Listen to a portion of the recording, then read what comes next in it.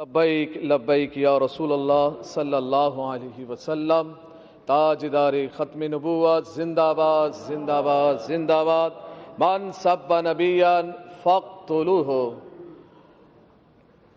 آج اہم مسئلے پر گفتگو کرنا چاہ رہا ہوں، اور وہ یہ ہے کہ فرانس کے خنزیروں نے میرے نبی پاک صلی اللہ علیہ وسلم کے خاکے بنائے، یعنی کارٹون بنائے، اور سرکاری عمارتوں پر انہوں نے آویزہ کیے۔ جب سرکاری عمارتوں پہ آویزہ کیا انہوں نے، تو یہ مرحلہ عالم اسلام کے منہ پر ایک بہت بڑا تماچا تھا۔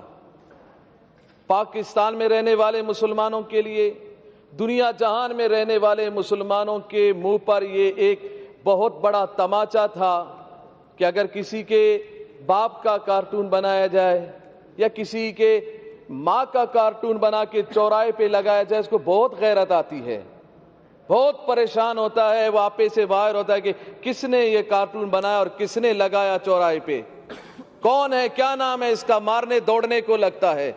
پوچھا جائے کیا ہوا، بولا میرے ماں کے یا باپ کا کارٹون بنا دیا۔ بڑی غیرت کھاتا ہے انسان۔ جب ہمارا عقیدہ یہ ہے، میں تو چاروں طرف سے یہی سن رہا ہوں، دائیں بائیں سے، کہ نبی اکرم صلی اللہ علیہ وسلم کی عزت پر کوئی دو رائے نہیں ہے، مگر مجھے نہیں سمجھ میں نہیں آ رہا ہے دو رائے کیسے نہیں ہے۔ آپ کی رائیں تو کسی اور طرف جا رہی ہیں، آپ کی رائیں تو یہود و نصارہ کی طرف جا رہی ہیں۔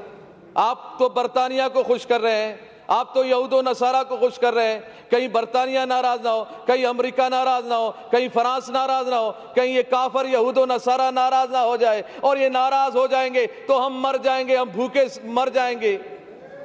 کیا ہم بھوک سے، اس خوف سے ہم ڈر رہے ہیں؟ بھوکے تو ویسے ہی نڈھال ہے پاکستانی۔ مہنگائی دیکھیں، افلاس دیکھیں، بے روزگاری دیکھیں، ملک کا کیا حال بنا ہوا ہے۔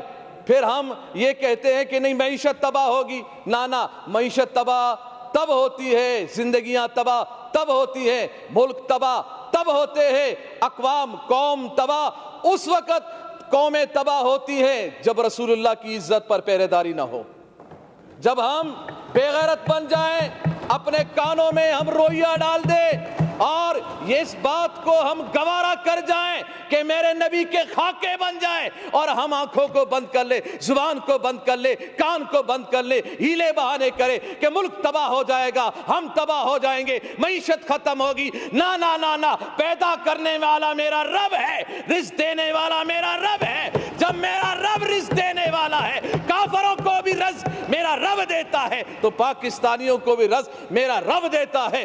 رسول اللہ کی عزت و عظمت اگر نہیں ہوگی تو پھر پریشانی آئے گی، پھر ملک تباہی کی طرف جائے گا، پھر ملک بربادی کی طرف جائے گا، پھر معیشت خراب ہوگی، پھر لوگ پریشان ہوں گے۔ جب تک رسول اللہ کی عزت و عظمت پر ہم پہرے داری نہیں دیں گے، یہی حال ہوگا۔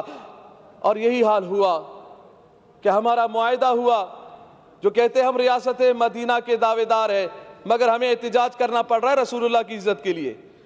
آپ اگر ریاست مدینہ کے آپ دعوے دار ہیں تو پھر آپ کا کام تھا کہ ہم سے پوچھے بغیر، ہمارے احتجاج کیے بغیر، ہمارے اسمبلیوں میں بولے بغیر، ہمارے روڈوں پہ آئے بغیر، یہ کان سے پکڑ کر سفیر کو نکال دیتے اور کہہ دیتے کہ ہم اس خنزیر کو برداشت نہیں کرتے جس کے ملک نے ہمارے نبی کی گستاخی کی ہے۔ اور یہ بات کی جا رہی ہے جی ہم اگر سفیر کو نکال دیں تو پھر کیا اس بات کی گارنٹی ہے کہ پھر وہ گستاخی نہیں کریں گے، وہ گستاخی نہیں کریں گے۔ وزیر اعظم صاحب نے یہی بات کی ہے، وہ تو پھر گستاخی کریں گے۔ ارے یہ کون سی بات ہو گئی؟ جب تم نے اس بھارت کے پائلٹ کو نکالا تھا ادھر سے پاکستان سے، جب ان کے حوالے کیا تھا تو یہ بات کیوں نہیں کی کہ اب تو ہم حوالے کر رہے ہیں؟ اس بات کی گارنٹی کیا ہے کہ وہ پھر حملہ نہیں کرے گا؟ وہ تو پھر بھی حملہ کر رہا ہے، وہ تو بارڈروں پہ حملہ کر رہا ہے، وہ کشمیریوں پہ حملہ کر رہا ہے، مسلمانوں پہ حملہ کر رہا ہے۔ یہ فلسفہ اپنے پاس رکھو، یہ بزدلانہ فلسفہ ہے، یہ بزدلانہ فلسفے میں اپنے آپ کو مت چھپائیں، بلکہ رسول اللہ کی عزت کے لیے، غیرت کے لیے۔ وہ نور الحق صاحب نے یہ کہا کہ جی یہ تو علماء و مشائخ سے زیادہ عاشق رسول ہے عمران خان۔ میں نے کہا اتنا بڑا عاشق رسول، منت میں کروں کہ گستاخ کو نکالو، منت سماجت ہم کریں، ہاں خون ہم بہائیں، زخمی ہمارے لوگ ہو، پریشان ہم لوگ ہو، ایف ای آر ہم پہ کاٹی جائے، مقدمات ہم پہ ہو، اور کہتا یہ ہے کہ میں عاشق رسول ہوں، میں عاشق رسول ہوں۔ آج اس اسمبلی کے ممبر ہمارے ایک شہزاد بھائی نے کہا میں تو غازی عبد القیوم صاحب کے خاندان سے ہوں، میں اس لڑی سے ہوں، ماشاءاللہ۔ میں نے کہا بہت اچھی بات ہے، آپ کی رگوں میں تو عاشق رسول کا خون دوڑ رہا ہے، تو ہونا تو یہ چاہیے تھا کہ جب ہم رسول اللہ کی عزت کے لیے روڈوں پہ ہم بیٹھے تھے، پرامن احتجاج کر رہے تھے، آپ کو چاہیے تھا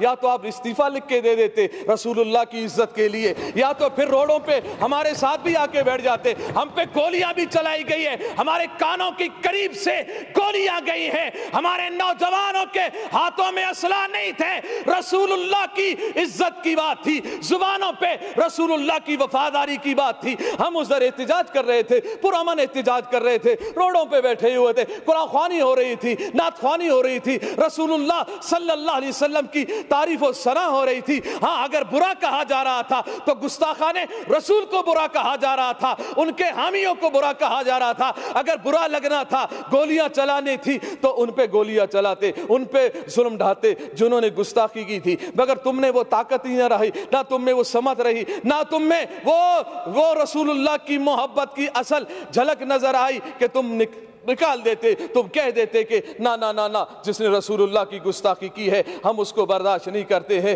تو اس وقت میں پورے اسمبلی سے اس وقت میں اس مرحلے میں ہوں، میں نے لاشیں اٹھائی ہیں، ہم نے لاشیں اٹھائی ہیں رسول اللہ کی عزت کے لیے۔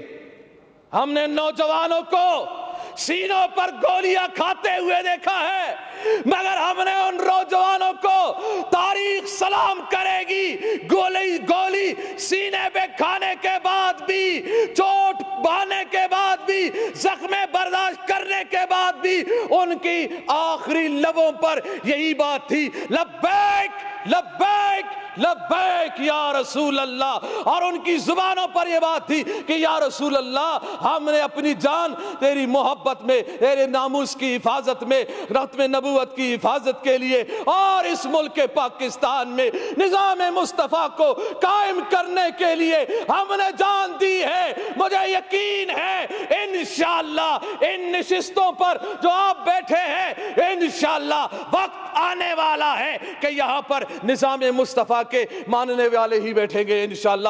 وہ پھر بات زبردستی نہیں ہوگی، آپ ہمیں زبردستی روڈوں سے اٹھاؤ گے، آپ ہمیں زبردستی پیارے محبوب علیہ السلام کی عزت سے روکو گے، گولیاں چلا کے نا نا نا نا، اس بات کو دبا نہیں سکتے۔ زبردستی روڈوں سے اٹھایا جا سکتا ہے، ڈنڈے چلانے سے۔ اچھا مجھے یہ بتایا جائے میڈم اسپیکر صاحبہ، مجھے یہ بتایا جائے کہ روڈوں پر جو احتجاج کرتے ہیں، پی ٹی آئی کے احتجاج کرنے والوں پہ کیوں گولیاں نہیں چلی؟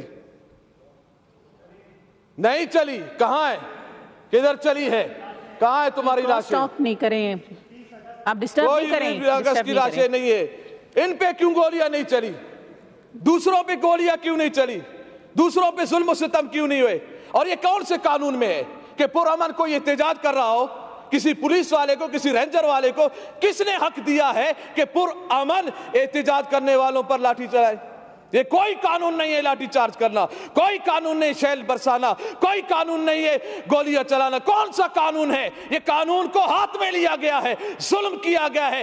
ان شہداء کا مطالبہ ہم کرتے ہیں کہ جن کے کہنے پر یہ گولیاں چلائی گئی، وہ ایک آوارہ، ایک وزیر جو آوارہ گھومتا رہتا ہے، سگریٹوں پہ سگریٹ لگا رہتا ہے، کش پہ کش لگا رہا ہوتا ہے کہ جی میں یہ کر دوں گا، میں وہ کر دوں گا۔ میں نے کہا بس کر، چپ کر بے وقوف کہیں کا، تو کیا کرے گا؟ تیرے اندر طاقت کیا ہے؟